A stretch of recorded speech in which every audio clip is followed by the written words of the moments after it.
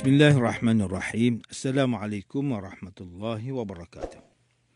Innal hamdalillah nahmaduhu wa nasta'inuhu wa nastahdi bihi wa nastaghfiruh.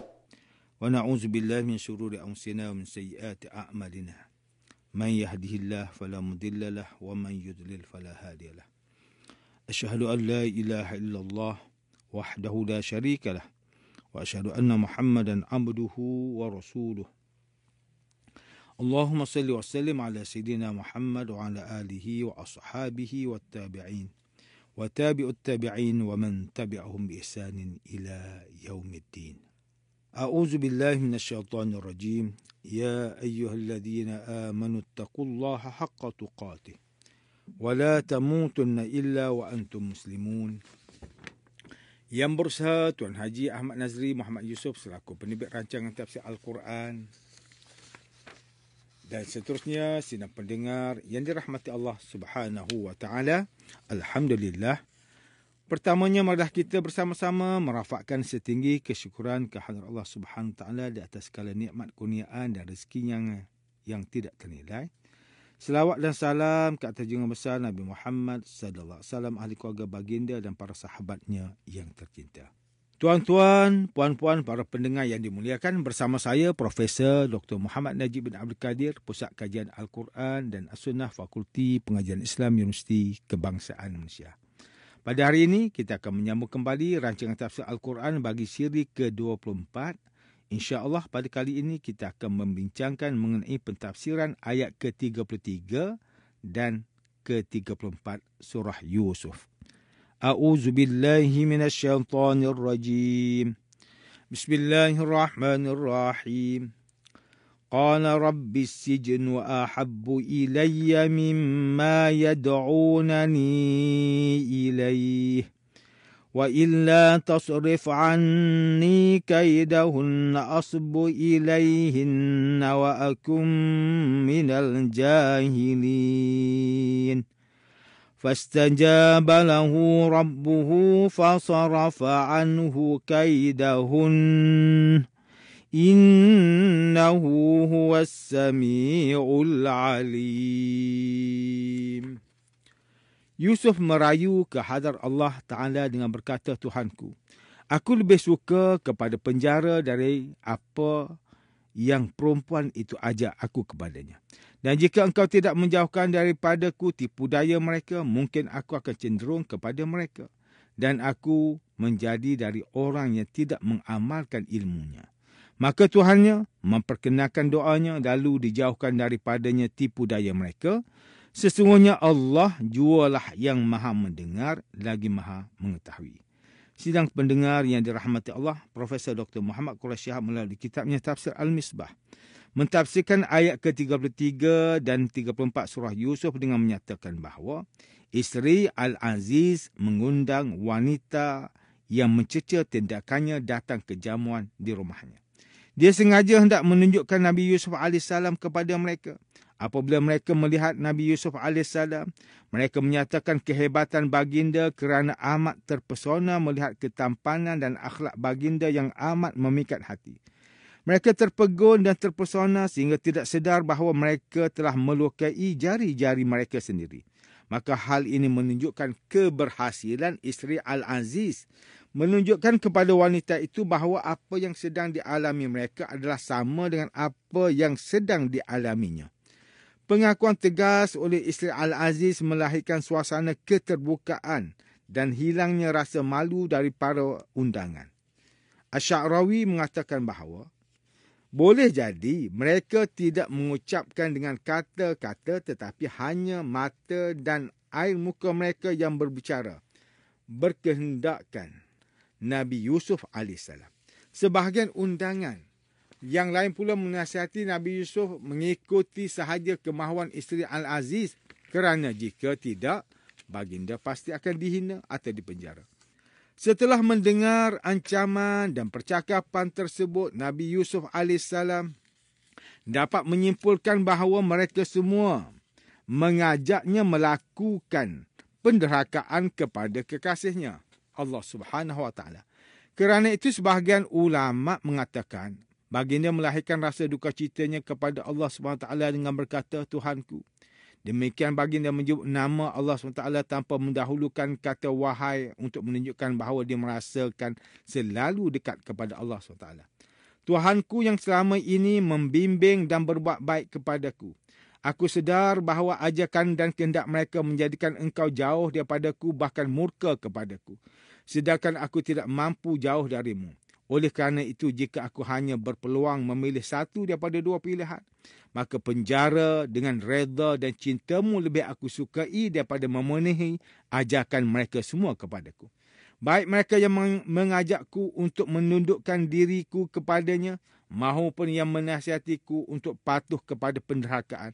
Dan jika engkau tidak menjauhkan daripadaku tipu daya mereka yang telah bersepakat, mungkin aku akan cenderung kepada mereka sehingga terpaksa memenuhi keinginan mereka.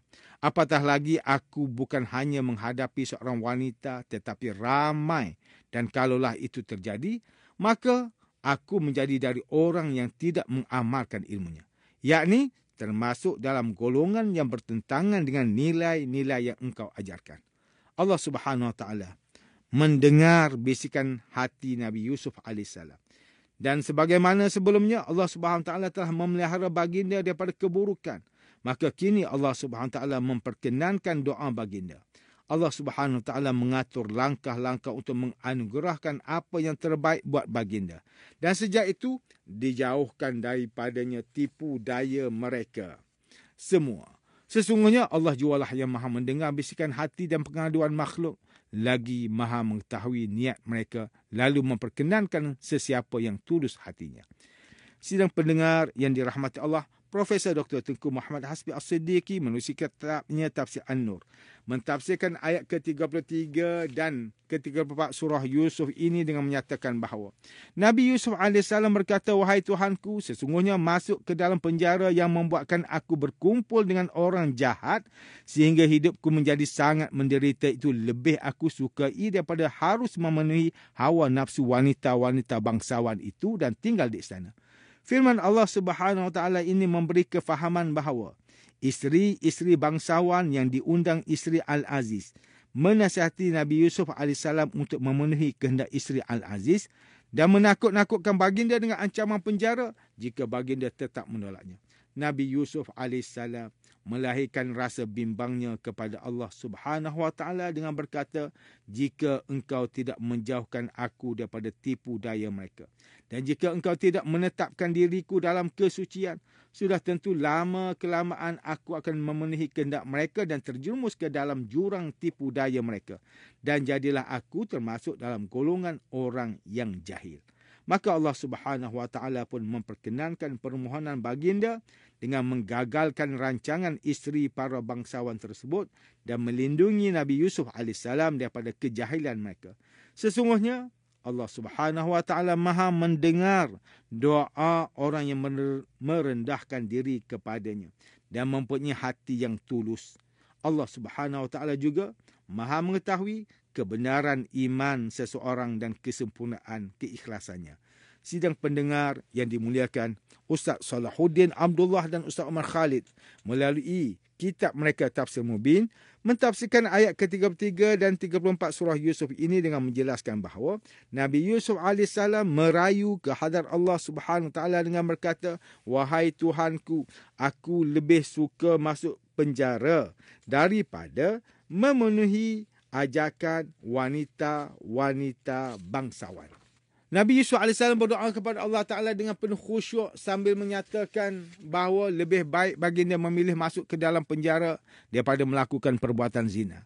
Baginda sengaja melibatkan wanita itu dengan keputusannya kerana rupa-rupanya mereka semua berpihak dan menyokong kehendak isteri Al-Aziz supaya memenuhi kehendak syahwatnya. Hal ini kerana isteri Al-Aziz tersebut telah memberikan ancaman kepada baginda supaya memenuhi keinginannya atau akan dimasukkan ke dalam penjara. Semua wanita yang hadir telah menasihatinya supaya taat saja pada kehendak isteri Al-Aziz tersebut dan jangan membinasakan diri sendiri dengan memilih untuk masuk ke penjara. Nabi Yusuf AS memohon kepada Allah Subhanahu Wa Taala, jika engkau tidak menjauhkan daripadaku tipu daya mereka, mungkin aku akan cenderung kepada mereka. Dan aku menjadi dari orang yang tidak mengamalkan ilmunya. Maka Tuhannya memperkenankan doanya, lalu dijauhkan daripadanya tipu daya mereka. Sesungguhnya Allah jualah yang maha mendengar lagi maha mengetahui. Tuan-tuan dan puan-puan yang dirahmati Allah, demikianlah tafsir bagi ayat ke-33 dan 34 surah Yusuf menurut pentafsiran oleh para ulama. Ayat ini menggambarkan kepada kita betapa teguhnya hati dan keimanan Nabi Yusuf AS dalam menghadapi pujukan dan rayuan untuk melunakkan hati baginda agar tewas di tangan wanita-wanita bangsawan itu. Baginda menolak dengan tegas, bahkan baginda tidak berasa cemas dengan ancaman penjara dan gertakan daripada isteri Al-Aziz jika baginda tidak mahu menuruti kemahuannya. Nabi Yusuf AS hanya setia memohon dan mengharapkan perlindungan daripada Allah Subhanahu Wa Taala agar dijauhkan daripada rebah dalam godaan dan kehendak wanita-wanita itu. Nabi Yusuf AS akhirnya dimasukkan ke dalam penjara. Hal ini menunjukkan kepada kita bahawasanya doa baginda telah diperkenankan oleh Allah. Baginda tetap dipelihara daripada tipu daya wanita-wanita itu dan godaan yang mengotori jiwanya. Sidang pendengar yang dimuliakan Allah Subhanahu Wa Taala, menciptakan manusia adalah untuk menguji siapakah di antara mereka yang paling baik amalannya. Di samping itu juga Allah Subhanahu Wa Taala menjadikan wanita sebagai salah satu ujian atau fitnah buat kaum lelaki. Ternyata fitnah yang paling bahaya bagi lelaki adalah fitnah wanita. Sebagaimana firman Allah Taala dalam surah Ali Imran, "Zuyyina lin-nasi hubbus syahawati minan nisa." Dihiaskan dan dijadikan indah kepada manusia suka kepada perkara yang diingini nafsu, iaitu perempuan. Allah Subhanahu Wa Taala menjadikan wanita apabila dilihat akan menimbulkan syahwah, dan kaum lelaki mudah tergoda dengan mereka. Untuk itu fitnah wanita adalah fitnah yang paling besar, kerana pada dirinya semua fitnah seperti suaranya, rupa parasnya, pergerakannya dan sebagainya. Seorang Muslim yang bertakwa sepatutnya dapat menahan diri mereka daripada pelbagai jenis godaan yang datang serta mempertahankan diri mereka sendiri daripada menjadi mangsa godaan tersebut. Ini sesuai dengan fitrah ciptaan kaum lelaki itu sendiri yang telah diciptakan oleh Allah Subhanahu Wa Taala sebagai kaum yang kuat dari segi mental, emosi dan fizikal. Sifat takwa menjadi benteng perisai di antara dirinya dalam pergaulan dengan orang perempuan supaya tidak terjebak kepada fitnah. Rasulullah sallallahu alaihi wasallam mengatur peraturan ikhtilat, pergaulan antara lelaki dan wanita untuk menjaga kehormatan dan kemuliaan wanita itu sendiri. Islam sangat meninggikan kedudukan dan martabat seorang wanita. Wanita yang dimuliakan dalam Islam adalah wanita salihah yang mentaati perintah Allah dan Rasulnya serta memelihara kehormatan dirinya. Kerana itu agama Islam telah meletakkan beberapa garis panduan kepada kaum lelaki apabila berinteraksi dengan wanita dan begitu juga sebaliknya. Setiap insan yang mampu mengawal nafsu dan syahwahnya akan terselamat daripada fitnah ini. Hamba yang sentiasa mengharapkan keredaan Allah SWT tidak akan sanggup memilih jalan yang dimurkainya. Maka baik kita seorang lelaki atau seorang perempuan, kita perlu sentiasa muhasabah diri. Di mana salah kita sehingga kita terjebak dengan bahaya fitnah. Kita harus kembali kepada Allah SWT dan memohon agar dilindungi daripada fitnah yang membinasakan diri.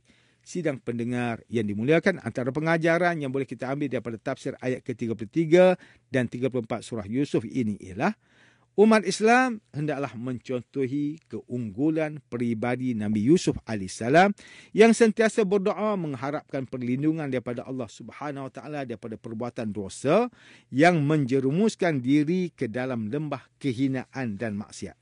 Sebagai seorang Muslim, kita mestilah menghiasi diri dengan sifat takwa yang menjadi benteng untuk memelihara dan meneguhkan diri dalam menghadapi cabaran akhir zaman. Sebagai seorang yang beriman, kita mestilah mengutamakan keredaan Allah dalam setiap langkah dan pilihan yang bakal kita tempuhi dalam kehidupan ini. Sidang pendengar yang dirahmati Allah, sekian sahaja rancangan tafsir Al-Quran pada hari ini. Semoga kita semua mendapat manfaat daripada perbincangan ilmu ini. InsyaAllah, mudah-mudahan kita akan bertemu lagi pada siri rancangan tafsir Al-Quran yang akan datang. Wabillahi taufiq wal hidayah. Wassalamualaikum warahmatullahi wabarakatuh.